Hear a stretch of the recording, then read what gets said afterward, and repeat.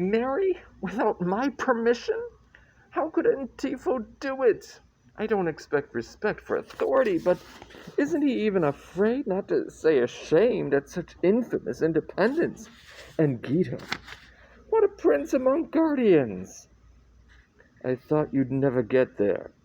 How can they possibly plead? Where can they find a defense? Don't worry, I'll think of something. Maybe coercion. I had to marry her, father. The law is the law. Granted, agreed. Mighty gracious. But your mind was your own, to shut your mouth and make your opponents a present of the case. Is that the law? That's a rough one. I'll smooth it over simple. Uncertainty, lack of decision. That's my trouble. I didn't have the slightest idea that this could happen, and the shocks upset me so 240, that I'm simply not up to rational thought. It shows the importance of planning. When in prosperity, always rehearse for adversity. The joyous return from a trip abroad should always be tempered with a tally of possible trials and losses. The slip of a son, the death of a wife, the disease of a daughter. Once you see that these things happen to everyone, once you ready your mind to await disaster in all its forms, why, then it follows. Then it can enter any and all surprises as prophet. There's wisdom for you, Phaedria. But I'm way ahead of my master. The troubles I'll have when he gets home are all thought through. Weeks of sweat in the workhouse, flogging, flaying, and fettering, tiresome toil in the country. And now that I've readied my mind to await disaster in all its forms, why, then it follows. Then I can enter any and all surprises as prophet. Well, hurry, say hello to the man, speak gently, and soften him up.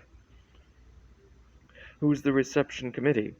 Oh, my brother's boy. Well, uncle, you are welcome. Hello, where's Antifo?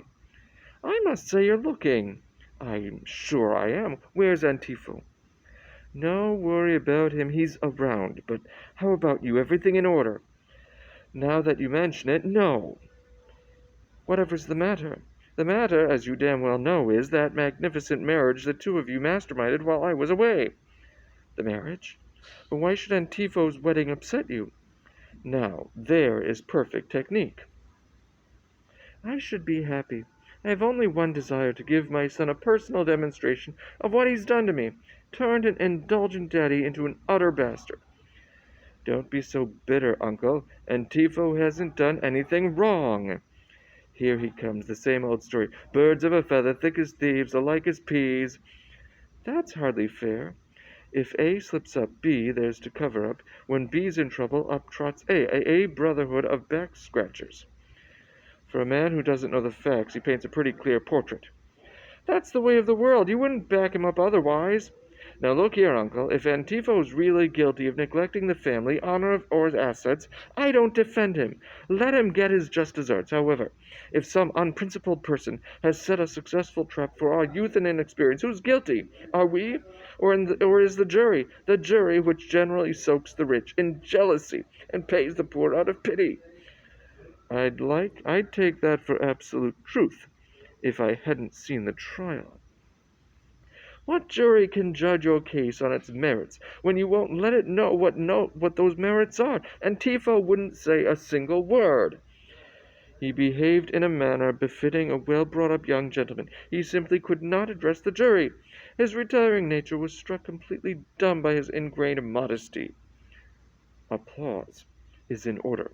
Still, I'd better hurry and say my hellos. Well, Master, welcome. I'm glad you're back home safe and sound. Hail the sterling overseer, prop and bulwark of the household, trusted guide and tutor of an absent father's son. I've spent the last few minutes hearing your complaints. They're unfair to all of us, mostly unfair to me. Just what did you expect me to do in court? Argue the case? Give evidence, both illegal? I'm a slave, remember? I yield to your arguments. He's young, ignorant, retiring, I grant the point. And you, I must agree, are a slave. But still, no matter how related she was, please, why did he marry her? It wasn't required. The law has a loophole. Just give her a dowry and find her another husband, but bring home a penniless bride. What was he using for brains? Brains he had. What would he use for money? Borrow it somewhere. Somewhere, easiest thing in the world to say. At the worst, if all else failed, he could borrow at interest. Another pretty word, and who'd extend him credit while you were still alive? No. Damn it, no, I refuse to let this happen. It's monstrous for them to spend a single day as man and wife. Unthinkable. Drastic action is what they deserve, and what they'll get. This fellow. What does he look like?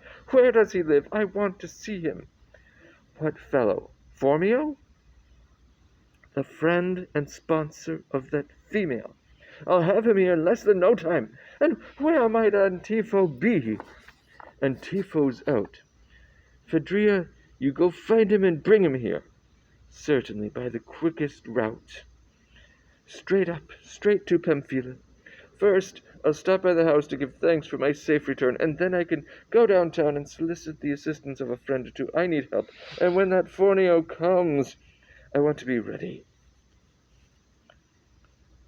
Oh, well, let's see. For fear of his father, the boy has, shall we say, blown? Absolutely. Fanium's forsaken. Completely. Father's fears. Oh, boy. Well, Phormio, there's the sum. All yours to solve. You mixed this mess, and now you eat it. Oh, courage, man. Make ready for war. I'm on my knees. His probable first demand. We're depending on you. Contrariwise, if he replies, you drove us to it. On the whole, I think so, yes. For God's sake, help. Trot out the father, strategy, settled ultimate objectives in view. What objectives? Yours. Fanium still a bride, and Tifo snatched from reproach, the full force of daddy's anger diverted to the hapless head of yours, truly adequate. Phormio, you're a hero. What's more, a friend? But all this bravery can only lead to jail. Hardly. I know the bit and the pitfalls. Each step is plotted. Consider the staggering casualty rate among my opponents. Thousands battered and bleeding. But do you ever see me subpoenaed for assault and battery? Why not? Absurdly simple. No one sets nets for birds of prey, for hawks or kites. The work would be wasted. Who traps trouble? No, the nets are spread for innocent birds. They pay off. Any man with a smidgen is vulnerable. He can be fleeced somehow. Not me. I'm widely known to have nothing. Don't bring up enslavement for debt. They could attach up my person. But who would knowingly attach such a notorious appetite? Not my enemies. And I applaud their logic. They avoid returning good for evil. My master can never repay you.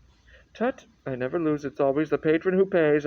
Just put yourself in my place at dinner, of course. You haven't expended a cent. But there you are, fresh from a bath and massage, free from worry, though while your host is conspicuously consumed by bills and bother. Your every desire is seen to the time of his grinding teeth. So smile and drink the first drink and take the best place. Your meal is ready and moot. My meal is moot? So much on the menu. The question is where to begin. Now tot up those viands and goodies. Reckon their sheer expense. Then look at your host, the founder of the feast. Here's a god in the flesh. And here's the old man. So tend to your business. Remember, the first onslaught is the deadliest. Get through that alive, then play with him any way you please.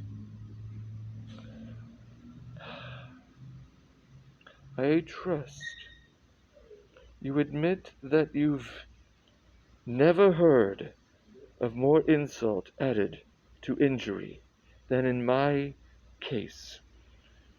Therefore, gentlemen, I beg your assistance. He's annoyed.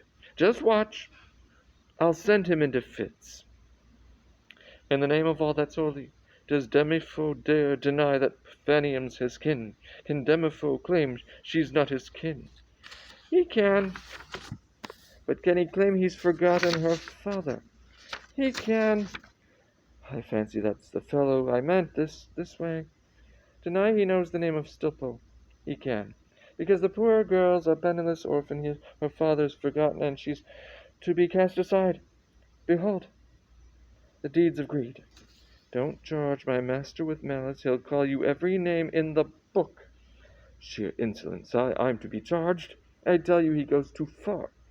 As for the lad, reproach is pointless. He couldn't have known her father. Venerable chap, quite poor, kept to the country, resting what living he could from a farm. My father's tenant. How many times has he told me the sorry tale of his kinsman's neglect, and such a man, the finest I ever laid eyes on. Yourself expected, of course. Please go to hell. Finest I said, and finest I meant. Otherwise, why should I feud so fiercely against your household to help his daughter, whom I might add your master rejects, in a manner which betokens an utter lack of breeding, flinging more muck on a man who can't defend himself. A purely objective appraisal. Appraisal, you refugee from jail? Gita, bloodsucker, blackmailer, charlatan, shyster. Gita! Answer him. Why, who can that be? Oops. Shut up. This man's insulting you, sir, says horrible things that fit him better than you. He just won't stop. Gone on all day. Enough. Excuse me, sir. I should like to ask you, at your discretion and pleasure, if possible, this one small question. Can you inform me just who this so-called friend of yours was who claimed to be my relation? Angling, eh? Sly rogue. And as if you didn't know. You mean I knew him? Of course. I say I didn't. You say I did. So joggle my memory. Really, now, you've forgotten your cousin. Stop this torture and tell me his name. His name? Precisely. Well, speak up. Damnation. Forgot the name. What was that? Gita. What was the name we used? Try to remember. I'll tell you nothing. I'm onto your game, pretending you didn't know him. Stilpo. And yet, why not? His name was Stilpo. Pardon? Stilpo. Have you forgotten Stilpo? I never knew him. Neither did I ever have any relation with a name like that. You stick to your story. All these witnesses and still no shame. Of course, if he'd left an estate accounting to, say, 10 talents. Oh, damn and blast you. You'd lead the pack in producing a pedigree, tracing your line back to your grandfather, and thence to your grandfather's grandfather. True, I agree. If I'd gone to court, I'd have made a statement of the girl's relationship to me. So now you do the same. Tell me, how are we related? A point for our side. Better look out. I gave a plain deposition before the proper authorities. If what I said at the trial was false, why didn't your son refute it? Don't mention my son to me. His brainless behavior refuses to go into words. But you have brains. Why not apply to the court to have your case retired? Your word, I imagine, is law in Athens. Doubtless they'll make an exception. Reopen the case for you. I've suffered a grievous miscarriage of justice, but still, to avoid perpetual litigation and the sound of your voice, I'll grant the point she is a relative. Take her away, and I'll pay you the dowry the law prescribes. 5 minutes. You're generous to a fault. My offer is perfectly fair and legal. Shouldn't I start to receive some justice? Come now, you make it sound like a law for whores. Take your pleasure, pay her, dismiss her, forget her. You know its intent to keep an impoverished Athenian lady from a life of shame. That's why it demands that she marry the next of kin. But you're repealing the laws. All right, but how are we the next of kin? And come to think of it, why? Tut. Remember the proverb, what's done is done. It's done, eh? By the time I'm done, it'll be undone. Words, words. You wait. What business we have with you, Demifo? Is, in the final analysis, nil. The court condemned your son to marriage. I'm afraid it felt that you were a bit overage. You will please remember that my son says exactly what I say here, or else, believe me, my door is closed to him and that wife of his. He is annoyed. You'd better close that door to yourself. Look, idiot, did you come prepared to attack me on everything? He's trying hard to conceal it, but we've got him scared. You've made a terrific start. Bear what's to be borne, behave in a fashion befitting the real you, and who knows, we might be friends. Friendship with you, and sooner than seek the sight of that face or the sound of that voice. Remember the girl, she's charming. Cultivate her, and you'll have a comfort for your declining years. Show some respect for old age. Keep all her comfort for yourself. Temper, temper. Now listen, we've talked enough. Look smart and take that woman away, or I'll throw her out. And that phormio is that. If you lay a finger on her, except as befits a freeborn lady, I'll sue you so hard you won't be able to walk, and that Demopho is that. I'm home if you need me. Got you. Oh, just look at the woe and worry my boy is producing for me. His marriage has both of us tied in knots, doesn't even show his face. Then I could at least find out what he has to say, or what he thinks about this business. Go see if Antifo's home yet. Yes, sir. You see the situation. What do I do? Tell me, Hegio. Me? I believe Cratinus should speak if it's all the same to you. Very well, Cratinus. You want my opinion? Yours. Well, no, I feel that you should act for your own advantage. I reason thus. When a son concludes a contract in his father's absence, it is only fair and proper that it be rendered null and void. Therefore, the court will reverse this decision, and that is that. And now you go, Hegio.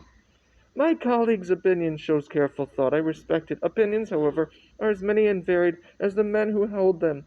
Each has his own, and mine is this: an action performed under law cannot be annulled. To attempt such annulment more heinous. And now you, Crito. My judgment is that a matter so fraught and weighty demands extended deliberation. May we aid you further? You've done an excellent job. Now I'm really confused. They say he's still out. I guess I'll have to wait for my mother. He's sure to give me some good advice. I'll do what he says. I'll hurry down to the harbor and find out when he's due to arrive. I'll hunt for Antifo. He needs to know about all this. Here he comes, just in time.